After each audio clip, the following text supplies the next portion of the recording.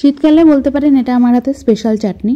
হয়তো কোনোদিন এর আগে কেউ রান্না করেনি, হয়তো আবার করতেও পারেন এইভাবে রান্না। তার জন্য প্রথমেই কড়াইয়ে দিয়ে দিলাম একটা তেজপাতা, একটা শুকনো লঙ্কা আর 1 চামচ পাঁচফোড়ন দিয়ে হালকা আছে কিছুক্ষণ মতো ভেজে নেব। যখন পাঁচফোড়ন সুন্দরভাবে ভাজা হয়ে যাবে আর গন্ধ বেরোবে তখন নামিয়ে গুঁড়ো করে নেব।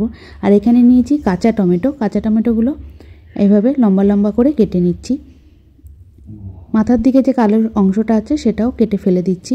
এর আগে কি আপনারা কোনো দিন কাঁচা টমেটো দিয়ে চাটনি করে খেয়েছেন? যদি খেয়ে থাকেন অবশ্যই আমাকে কমেন্ট করবেন। আর যদি না খেয়ে থাকেন একবার শীতকালে এইভাবে কাঁচা টমেটো দিয়ে চাটনি করে দেখতে পারেন। টমেটোগুলো আগে থেকে ধুয়ে নিয়েছি, তারপর ছোট ছোট টুকরো করে কেটে নেব। একদম ছোট টুকরো করব না, এইভাবে সব টমেটোগুলো কেটে নিচ্ছি। সব টমেটোগুলো কাটা হয়ে গেছে। আর তেল ছাড়াই চাটনিটা আমি রান্না করি। আপনারা যদি মনে করেন তেল দিয়ে রান্না করবেন সেক্ষেত্রে অল্প পরিমাণ তেলে তেজপাতা, শুকনো লঙ্কা ফোড়ন দিয়েও রান্নাটা করতে পারেন। গ্যাসে কড়াই বসিয়ে দিয়েছি, দিয়ে দিয়েছি কেটে রাখা টমেটোগুলো দেওয়ার পর এর মধ্যে দিয়ে দিলাম সামান্য পরিমাণ লবণ দেওয়ার পর এর মধ্যে দিয়ে দিচ্ছি 1/2 কাপ পরিমাণ জল। তার আগে একটু নাড়াচাড়া করে নিয়ে লবণটা টমেটোর সঙ্গে মিশিয়ে নিচ্ছি। এবার গ্যাস সিম করে 4 থেকে 5 মিনিট মতো ঢেকে রান্না করব যাতে টমেটোটা তাড়াতাড়ি সেদ্ধ হয়ে যায়। তারপর ঢাকনাটা তুলে এভাবে একটু খুন্তি দিয়ে টমেটোগুলো গলিয়ে দিচ্ছি। আবারও কিছুক্ষণের জন্য ঢাকনা দিয়ে ঢেকে রান্না করব। 3 থেকে 4 মিনিট পর ঢাকনাটা তুলে নিলাম। টমেটোগুলো সিদ্ধ হয়ে গেছে। এবার খুন্তি দিয়ে একটু গলিয়ে দিচ্ছি। আপনারা চাইলে প্রেসার কুকারেও কিন্তু টমেটোটা সিদ্ধ করে নিতে পারেন।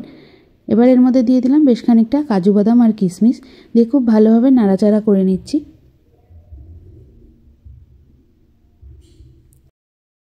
এবার দিয়ে দেবো পরিমাণ অনুযায়ী চিনি। এই টমেটোটা একটু টক আছে বলে একটু বেশি পরিমাণই চিনি নিচ্ছি। আপনারা যদি চান এর মধ্যে সামান্য পরিমাণ লেবুর রসও দিতে পারেন, কিন্তু টমেটো যেহেতু টক তাই জন্য আর লেবুর রস দিচ্ছি না। চিনিটা দিয়ে বেশ খানিকক্ষণ মতো রান্না করব। চিনিটা দেওয়ার পরে কিন্তু আরও জল বার হতে শুরু করে দেবে। চিনিটা গলে আস্তে আস্তে ফুটতে শুরু করে দিয়েছে। এবার এর মধ্যে দিয়ে দিলাম 1 চিমটে লঙ্কার গুঁড়ো, একটু ঝাল ভাব আসবে বলে। এটা অপশনাল, আপনারা চাইলে দেবেন, না চাইলে বাদ দিয়েও কিন্তু চাটনিটা খেতে সত্যিই ভালো লাগে। চিনি দেওয়ার পর প্রায় 2 থেকে 3 মিনিট পর এরকম আঠালো একটা ভাব চলে আসবে, জেলি জেলি ভাব চলে আসবে।